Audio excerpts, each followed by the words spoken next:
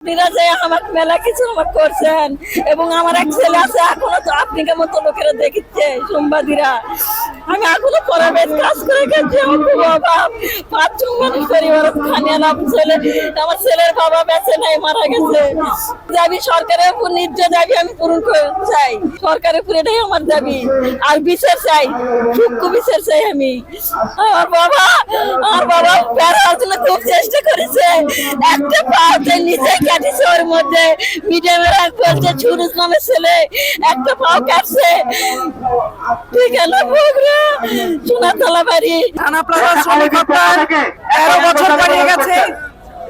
আমরা এখন পর্যন্ত এই 1175 শ্রমিকের বিচার পাওয়া যায় নাই।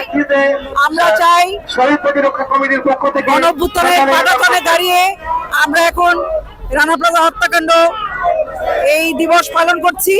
আমরা আশা করি বর্তমানে যে সরকার সেই সরকার এই দোষীদের শাস্তি প্রক্রিয়া ত্বরান্বিত করবে, ক্ষতিপূরণের আইন বদল করবে এবং এখানে যে স্মৃতি রক্ষা করার কথা আমরা বলে আসছি সেই স্মৃতি রক্ষার ক্ষেত্রে সরকার ভূমিকা রাখবে এবং শ্রমিকদেরকে আমরা আহ্বান করি যে আর কোনো রানা প্লাজা যাতে না হয়, শ্রমিকদের মজুরি, যান জীবিকা এবং জবানের অধিকার যাতে নিশ্চিত হয় সে কারণে আমাদের আন্দোলন অব্যাহত রাখতে হবে। এপ্রিল 2013 আজ 13 বছর অতিবাহিত হলো।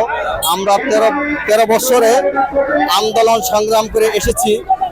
1138 জন শ্রমিক মারা গেছেন, সর্বশেষ 1175 জন শ্রমিক মারা গেছেন এবং 2500 শ্রমিক আহত পুঙ্গতবরণ করছেন। আমরা তাদের ক্ষতিপূরণ, পুনর্বাসন, সুচিকিৎসা দাবিতে আমরা এবং রানা প্লাজার সামনে একটি স্মৃতিস্তম্ভন 24শে এপ্রিলকে জাতীয় শোক দিবস ঘোষণার দাবিতে আমরা দীর্ঘ 13 বছর যাবৎ আন্দোলন সংগ্রাম করে আসছি। এই পর্যন্ত এই শ্রমিকদের দাবি দেওয়া বাস্তবায়ন হয় নাই। আপনারা জানেন বিগত আওয়ামী লীগ সরকার এই দাবি বাস্তবায়ন করে নাই। আমরা আশা করছিলাম অন্তর্বর্তীকালীন সরকার এই দাবি দেওয়া বাস্তবায়ন করবেন, তাও করেন নাই।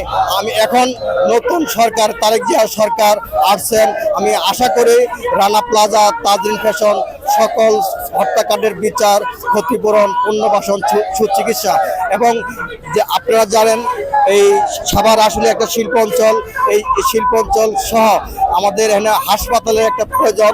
সরকারি রানা প্লাজার জায়গাটা বাজেয়াপ্ত করে ক্ষতিগ্রস্ত শ্রমিক পরিবারকে পুনর্বাসন এবং অন্যান্য যারা শিল্প কলকারখানা শ্রমিকের কাজ করেন তারা যেন ফ্রি চিকিৎসা নিতে পারে, তার জন্য আমরা রানা প্লাজার বহুতল ভবন নির্মাণ করে হাসপাতাল নির্মাণের আমরা দাবি করছি তারেক জিয়া সরকারের কাছে। এই দিন আসলে আমাদের মনে হয় যে আমরা বাঁচতে আছি, আমরা মরা লাশের মতো, কারণ এখানে আমাকে হাজার হাজার ভাই বোন মারা গেছে। তাই প্রতি বছর এই 13 বছর ধরেই আমরা এখানে আসি। আর ওই স্মৃতিগুলো মনে হলে আর নিজেরা ঠিক রাখতে পারি না, এখনো কোনো শব্দ শুনতে পারি না, ভয়ে কলজা ঠিক হয়ে যায়। কিন্তু আমরা এই 13 বছর শেষ হয়ে কালকে 14 বছরই পড়বে, এক যুগ পার হয়ে গেছে, কিন্তু আমরা আজও তোমার আমাকে ক্ষতিপূরণ মেলে না। তাহলে আমরা এই জগতে কি করে খাবো?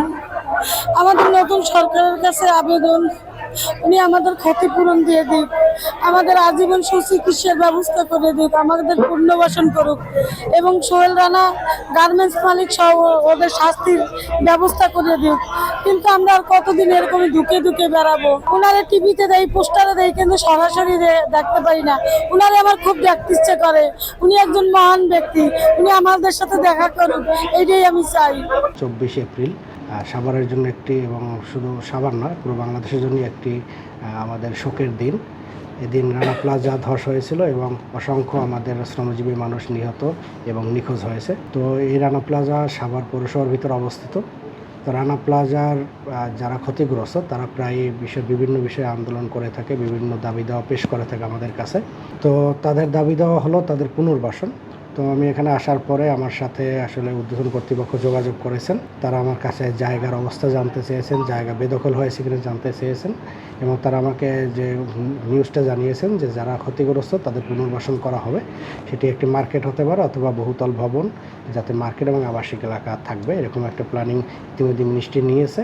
আমরা আশা করছি যে এটা অতি দ্রুতই বাস্তবায়িত হবে এবং আমরা এটা দেখতে পাবো বলে আমি আশা করছি। আসলে জায়গা নিয়ে জটিলতা নাই, আমাদের মহামান্য আদালত রায় দিয়েছে যে এই জায়গাটা জেলা প্রশাসক অর্থাৎ ডিসি স্যারের এটা নিয়ন্ত্রণে থাকবে বা তার কাস্টডিতে থাকবে, অর্থাৎ জায়গাটা এখন আমরা দেখভাল করছি এবং আমরা দেখাশোনা করছি।